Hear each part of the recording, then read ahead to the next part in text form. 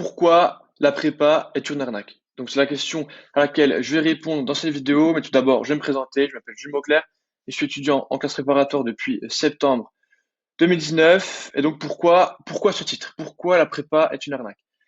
Avant de rentrer dans le vif du sujet, voilà, je tiens un petit peu à nuancer mes propos. C'est vrai que la classe préparatoire, ça m'a apporté, ça m'apporte, et je suis convaincu, ça m'apportera énormément de choses. Mais c'est vrai que la classe prépa, c'est très exigeant, c'est très difficile. Et on peut se dire, en fait, avec ce que je vais vous exposer, pourquoi faire autant de sacrifices, pourquoi faire tout ça, alors qu'on peut faire plus facile en ayant le même résultat. Donc pourquoi je dis ça? Parce qu'en fait, je sais pas si vous êtes un petit peu au courant, il y a la passerelle admission sur titre, donc le concours passerelle, qui peut également maintenant vous permettre d'intégrer une école de commerce en venant d'une fac ou d'un DUT ou même d'un BTS. Donc sans passer par la prépa et d'avoir à la fin le même diplôme. Concrètement, les élèves de classe préparatoire, ils peuvent un petit peu trouver ça injuste, voire inadmissible. C'est vrai que quand on se torture, entre guillemets, 2 ans de sa vie, quand on reste, entre guillemets, enfermé, sans voir personne 2 ans, pour avoir le même résultat que quelqu'un qui a fait une fac, un BTS ou un DUT, je vais pas du tout dénigrer ces formations qui sont très qualitatives, mais je pense, selon moi, qu'elles sont moins exigeantes que la prépa. Et donc, elles arrivent au même débouché, et c'est vrai que on peut se dire, à quoi bon, pourquoi faire une prépa? Donc voilà, donc comme je vous l'ai dit, les étudiants et en plus voilà, ils auront pas, il y aura pas de différence de niveau, il y aura pas de différence de qualité. C'est vrai que je me suis un petit peu renseigné sur de nombreux sujets, de nombreux sites. J'ai également visionné de nombreuses vidéos, de nombreux articles pour voir un petit peu si c'était vraiment une arnaque, si est-ce que la passerelle AST, admission sur titre, était vraiment aussi qualitative et permettait aussi bien les mêmes diplômes que les classes préparatoires. Et j'ai découvert que oui, j'ai même vu des témoignages des personnes qui disaient que elles avaient pas du tout de différence de niveau. Elles avaient, avec les classes préparatoires, elles avaient même des qualités en plus que les préparationnaires n'avaient pas. Par exemple, j'ai vu une personne qui disait qu'elle avait, grâce à la fac, acquis une autonomie vraiment très importante qui faisait la différence et qui était même une force face aux préparationnaires. J'ai même vu, tenez-vous bien, j'ai même vu quelqu'un qui a intégré HEC sans faire une prépa. Donc HEC, l'école de commerce la plus prestigieuse. C'est vrai que voilà, très peu de préparationnaires atteignent cette école. C'est vraiment une école réservée à l'excellence, au tout meilleur des prépas. Et donc j'ai vu voilà quelqu'un qui a atteint HEC en ayant fait un diplôme de comptabilité gestion, un DCG. Donc voilà, il a mis en avant le fait que son profil ultra technique lui permettait de se différencier, d'avoir une approche et un profil différent que ceux des préparationnaires. Donc c'est ça qui lui a permis, pardon, d'atteindre ce niveau vraiment excellent que représente HEC. Voilà, là on peut se dire, à quoi ça sert de faire une prépa? La prépa c'est une arnaque. Faire une prépa pour avoir les mêmes résultats, le même diplôme, la même notoriété que quelqu'un qui a fait une fac, un DUT, etc. Ça sert à rien. On va pas se torturer 2 ans pour aller en prépa pour faire ça.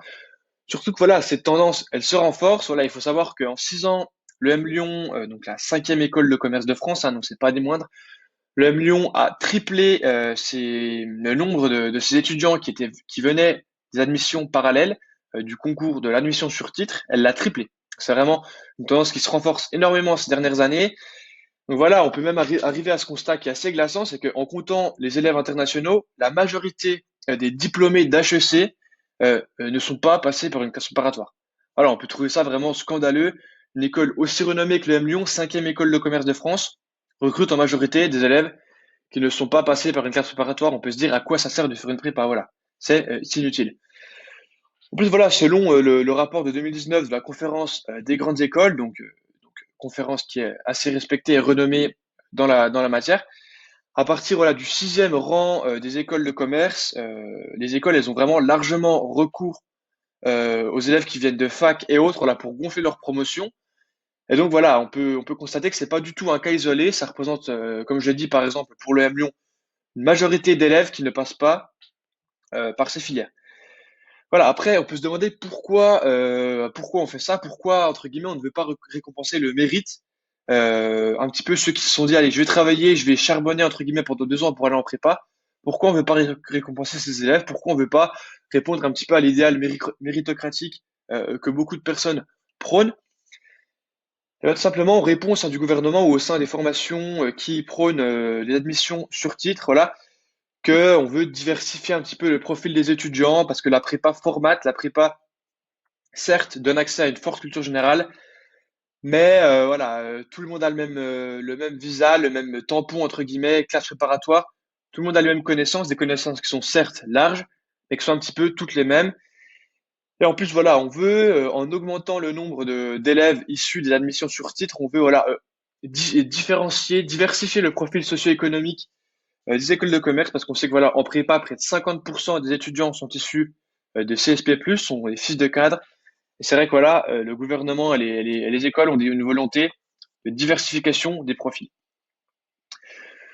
Donc voilà, les étudiants, on se dit, bah voilà, bah, alors, à quoi bon faire une prépa? Autant, voilà, choisir la voie de la facilité, entre guillemets, hein, la voie de la facilité en faisant une fac, un BTS, un DUT, ne pas faire la prépa et avoir au final le même diplôme, bénéficier de la même renommée et avoir vraiment voilà, le même salaire à l'embauche, profiter des mêmes bénéfices que pourrait apporter la prépa, mais sans les difficultés de la prépa.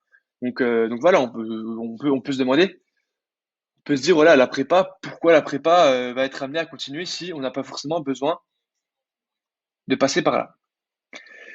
Donc, ce qu'il faut savoir, c'est qu'également le bachelor fait beaucoup d'ombre à la prépa. Donc voilà, c'est vraiment une concurrence qui est de plus en plus accrue au fil des années.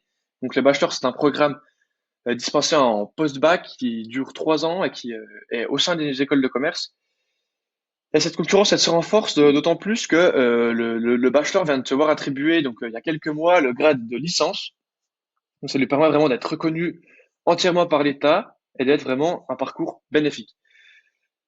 Et ce qui augmente également ceci, c'est que voilà, pour renforcer l'attractivité des formations post-bac, des bachelors, c'est que les écoles, elles ont vraiment tamponné au nom du bachelor le nom de la grande école. Par exemple, le bachelor de l'EDEC, avant ça s'appelait l'ESPEM, maintenant ça s'appelle le BBA EDEC. Donc voilà, on a le tampon EDEC, on a vraiment la renommée et on a vraiment beaucoup plus d'attractivité et d'envie de rejoindre cette formation s'il y a le mot EDEC derrière. Pareil pour l'ESSEC, avant, le bachelor de l'ESSEC s'appelait l'EPSCI, maintenant ça s'appelle le Global BBA ISEC. Donc voilà, c'est vraiment, on met le tampon de l'école, on lui impose sa renommée et on se dit, bah voilà, bah, on va pas faire de prépa, on va pas se torturer pendant 2 ans, on n'est pas sadomasochiste, on ne va pas se torturer pendant 2 ans pour ne pas faire une prépa. Enfin voilà, tout ce que je viens de vous citer, ça se conjugue ou ça provoque, hein, on peut se demander, vraiment, on peut se poser la question, ça se conjugue ou ça se provoque avec la baisse de l'attractivité des prépas. Voilà, donc c'est vrai que pour la deuxième année consécutive, les inscrits en classe préparatoire, ils ont baissé et ils sont maintenant désormais euh, entre 2016 et 2018, le nombre a chuté de 6%. Donc c'est vraiment quelque chose de très important qui montre que l'attractivité des prépas est en baisse et qu'elle se fait concurrencer par d'autres cursus qui sont peut-être moins difficiles et qui permettent d'arriver au même débouché. Donc on peut se poser la question, pourquoi faire une prépa? Est-ce que c'est pas une arnaque au final? Parce qu'en fait, on se torture, on travaille énormément pour au final bah, avoir des résultats qui n'en valent pas la peine, puisqu'on a les mêmes résultats que d'autres formations moins difficiles. Donc j'espère que cette vidéo vous a plu, j'espère que vous avez aimé un petit peu cette vidéo, un petit peu plus critique, plus entre guillemets polémique, qui vient un petit peu bousculer les codes.